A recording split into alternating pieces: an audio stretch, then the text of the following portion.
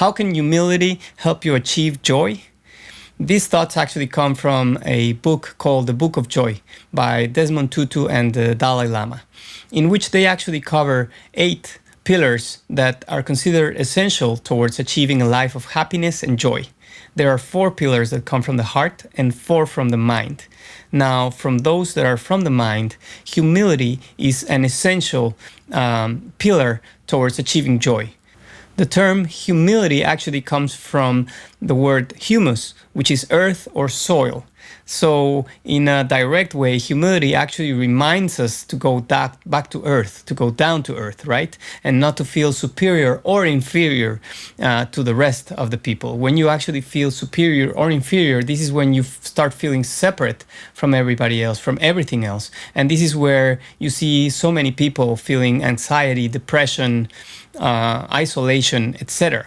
But when you start realizing that you are not special, but you are unique, you are essential to a whole, which is the universe, this is when you actually feel fulfilled and you actually feel humbled by this uniqueness. This is where sometimes you also see so many people who feel superior or inferior because they have achieved a certain status or a certain label. And this humility is also a constant reminder that this is not the direction to go if you want to achieve a life of happiness and joy.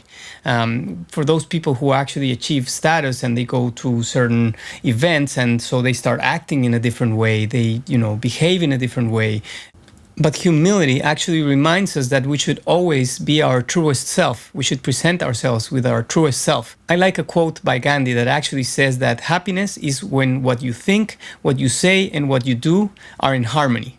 So you don't want to present yourself as somebody that you are not, and then you don't want to act a certain way towards a family member, but then another way towards your friends, and then another way towards your teachers or your boss, So you want to present yourself as the very best version of yourself every time, and it should be the truest self. And this is probably the reason why all these spiritual leaders that you see today are actually very humble people. They are not special at all, and they don't feel different at all. This is the case of the Dalai Lama, from Gandhi, from everywhere you see most spiritual leaders. They just don't feel different than anybody else. So most of these spiritual leaders that you see around today are very approachable. And it actually reminds me whenever I've worked with musicians, artists who are, have achieved a certain degree of success, so-called success. And most of them, the ones that are the most talented and the ones that I really like working with, happen to be very humble. They don't feel very special. They don't feel superior. They don't feel better than anybody else. They just feel they have a unique gift and talent to share with the world, and this is what they are doing. Now, humility also reminds us not to take things too personal, like when somebody is criticizing you or when somebody is, acting out of their pride or their ego, or showing insecurity in some way.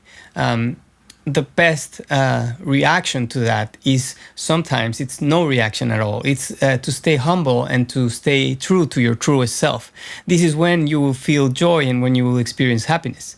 If you let that negative experience come to you and affect you, this is when you will feel isolated or bad or inferior, etc. Now, humility is not the same as timidity, which means, some people think that you should never show your talents to other people. You should never show that you have something great to contribute to the world. This is not the same case. Humility is more about sharing your gifts, but without feeling superior or inferior. But the world actually needs your gifts. The world actually needs your uniqueness because you were brought here for a reason. You are here for some reason to accomplish something. And so you want to contribute without that sense of superiority or inferiority, etc. And this is why you always want to celebrate your gifts and the gifts of others and never deny them. And one last note that I wanted to add is that remember that growth we are here to grow on this earth. And in order to grow, you actually need humility, because you cannot grow if you are an arrogant person, if you feel like you already know all there is to know, and there is no more knowledge to be achieved. Humility and joy and happiness actually come when you, in my experience, when you actually have more questions than you actually have answers. So each time you ask a question, you go into it and then you come out of it with more questions than answers. And this just humbles you. It makes you realize that you will probably never achieve all the knowledge that you want, but you are on this journey not to achieve the whole truth, but to achieve your whole truth, and to be the best version of yourself, which requires you to remain humble. So anyway, I hope that this has been helpful, and please remember to like, share, and comment, and I'll catch you on the next one.